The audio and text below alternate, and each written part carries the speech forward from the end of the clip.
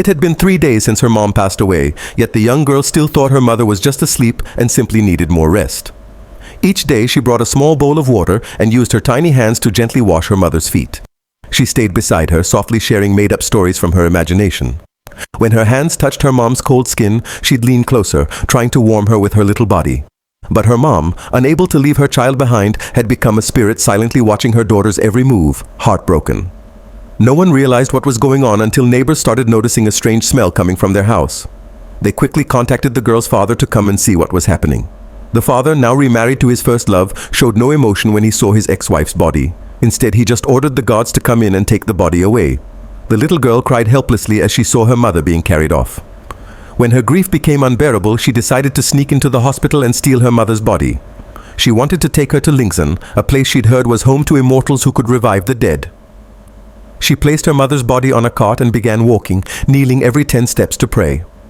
Even when her forehead began bleeding, she didn't stop, desperate for her mom to wake up. But the extreme heat, reaching 94 degrees, overwhelmed her small body and she collapsed unconscious. When she woke up, she found herself on a hospital bed with her dad and his new wife nearby. Later, the girl was taken back home where her stepmother promised to treat her like her own. That promise comforted the father, but once he left, the stepmother pushed the girl's hand away and barked at her to pour tea. Things got worse when the woman's son began mocking the girl's late mother in cruel, offensive ways. In a burst of anger, the child shoved the boy down, unable to take it anymore. The furious stepmother slapped her across the face and began beating her harshly. All of this unfolded before her mother's spirit, who could only watch, powerless to intervene. From then on, the child became a servant, scrubbing the floor while the boy watched and laughed. Even the grandmother encouraged this cruelty, always siding with her grandson. One day, when the boy wanted to practice with a dartboard, the grandmother forced the girl to act as the target. She stood in the center of the living room with an apple on her head, trembling. Blindfolded, the boy began recklessly shooting arrows as she stood frozen in fear. Not satisfied, he grabbed more arrows and aimed again, wanting to try once more.